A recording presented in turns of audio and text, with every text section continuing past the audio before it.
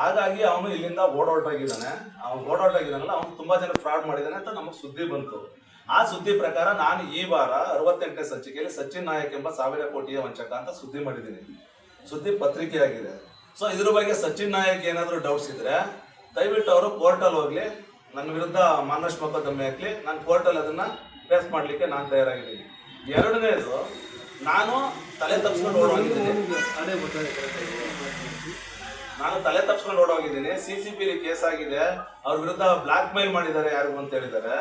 Black mail ಮಾಡುವಂತ ಪತ್ರಕರ್ತ ನಾನಲ್ಲ. ಜೊತೆಗೆ ಯಾರು CCP ನನ್ನ ವಿರುದ್ಧ ದೂರು ಕೊಟ್ಟಿದ್ದಾರೆ ಸರ್ಕಾರಿ ಅಧಿಕಾರಿಗಳು, ಅವರು ಯಾರು ಅಂತ ನನಗೆ ಮಾಹಿತಿ ಕೊಡಿ. ಆ ಮಾಹಿತಿ ಕೊಡಿ. ಆಮೇಲೆ ನನ್ಗೆ ಏನಿದ್ರು ನಾನು CCP ಅವ್ರು ಅರೆಸ್ಟ್ ಮಾಡೋದಿಲ್ಲ, ಅರೆಸ್ಟ್ ಮಾಡಿ. ನಾನು ಎಲ್ಲೂ ಓಡೋಗಿಲ್ಲ. ನಾನು ಬೆಂಗಳೂರಲ್ಲೇ ಇದ್ದೀನಿ, ನನ್ನ ಆಫೀಸಲ್ಲೇ ಇದ್ದೀನಿ. ಅದರಿಂದ ಇಷ್ಟು ನನ್ನ ಪ್ರತಿಕ್ರಿಯೆ ಅಷ್ಟೇ. ನಾನು ಸುದ್ದಿ ನಾನು ಏನು ಬರ್ತಿದ್ದೀನಿ ಸಚಿನ್ ನಾಯಕ್ ವಿರುದ್ಧ, ಅದಕ್ಕೆ ನಾನು ಬದ್ನಾಗಿದ್ದೀನಿ. ಕೋರ್ಟಲ್ಲಿ ನಾನು ಫೇಸ್ ಮಾಡ್ತೀನಿ.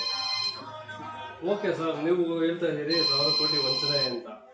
ಇವರು ವಂಚಿಸಿರೋದ್ರ ಬಗ್ಗೆ, ಇವರು ಸಚಿನ್ ನಾಯಕ್ಕೆ ವಂಚನೆ ಮಾಡಿದ್ದಾರೆ, ನಿಮ್ಗೆ ಯಾರಾದ್ರೂ ದೂರು ಕೊಟ್ಟಿದ್ದಾರಾ? ನನಗೆ ಬಂದಿರೋ ಮಾಹಿತಿ ಮೂಲಗಳನ್ನ ನೀವು ಪತ್ರಕರ್ತರಾಗಿ ಯಾರು ಕೇಳುವಂಗಿಲ್ಲ. ಅದನ್ನ ಕೋರ್ಟಲ್ಲಿ ಕೇಳಿ, ಕೋರ್ಟಲ್ಲಿ ನಾನು ಕೊಡ್ತೀನಿ.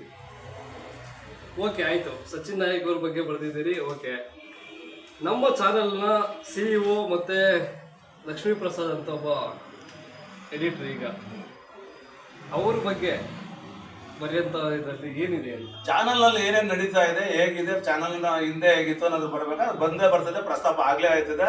ವಾಜಪೇಯಿ ಅವ್ರ ಬಗ್ಗೆನೂ ಬರಿಬೇಕಾಯ್ತದೆ, ಇವ್ರ ಬಗ್ಗೆನೂ ಬರಿಬೇಕಾಯ್ತದೆ. ಅದು ಬರ್ದಿದ್ದೀವಿ. ಅದ್ರ ಬಗ್ಗೆ ನಾನು ಹೇಳ್ತಲ್ವಾ, ಏನೇ ಆ ಸುದ್ದಿ ನಾನು ಬದ್ನಾಗಿದ್ದೀನಿ. ಅದ್ರ ಬಗ್ಗೆ ಅವ್ರ ಮಾನನಷ್ಟ ಮೊಕದ್ದಮೆ ಹಾಕೊಳ್ಳಿ, ನಾನು ಫೇಸ್ ಮಾಡ್ತೀನಿ. ಇದ್ರ ಮೇಲೆ ನೋ ಕಾಮೆಂಟ್. ಅವರು ರಿಯಲ್ ಎಸ್ಟೇಟ್ ನಡೆಸ್ತಾ ಇದ್ದಾರೆ, ಅವ್ರು ಮೋಸ ಮಾಡಿದ್ದಾರೆ ಅಲ್ಲ. ನೋಡ್ರಿ, ಕುತ್ಕೊಳ್ಳಿ. ಹೇಳದ್ನಲ್ಲ, ನಾನು ಹೇಳಾಗಿದೆ. ಆಯ್ತು, ಕುತ್ಕೊಳ್ಳಿ. ಅಲ್ಲ, ನಾನು ಹೇಳ್ತಾರೆ ಇಷ್ಟೇ.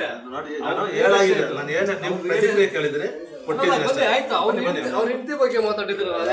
ಬಿಡಿ, ನಾನು ಹೇಳಿಲ್ವಾ ನಾನು ಸುದ್ದಿಗೆ ನಾನು ಬದ್ದಾಗಿದ್ದೀನಿ ಅಂತ ಅಷ್ಟೇ.